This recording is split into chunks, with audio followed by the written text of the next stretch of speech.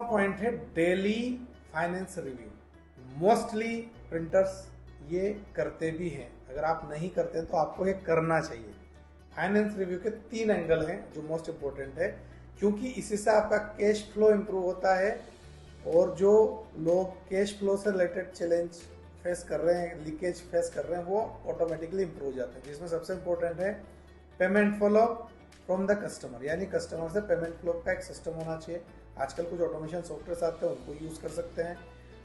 Credit flow है, बिज analyst है, जहाँ से भी आप ऑटोमेशन छोटा मोटा करके और पेमेंट फ्लो को बढ़ा सकते हैं या टाइमली रिमाइंडर दे सकते हैं पेमेंट्स के लिए। बहुत सिंपल है, पर कस्टमर से पेमेंट फ्लो करने का मेरा एक मैकेनिज्म, एक बंदा, एक सिस्टम होना चाहिए। दूसरा, timely clearance of the due payment charge. Market में आपकी इमेज बहुत मायने रखती है अगर आप टाइम से पेमेंट नहीं क्लियर कर रहे हो। हमको ये जरूर लगता है कि सप्लायर का पेमेंट टाइम से दो, नहीं तो वो इम्पोर्टेंट नहीं है।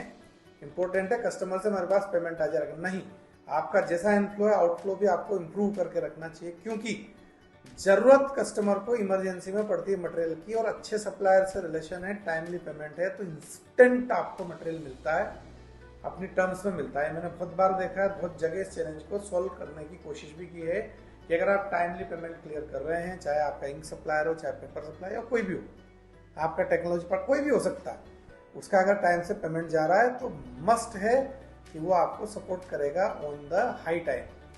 अगला और 22वां एक्शन पॉइंट में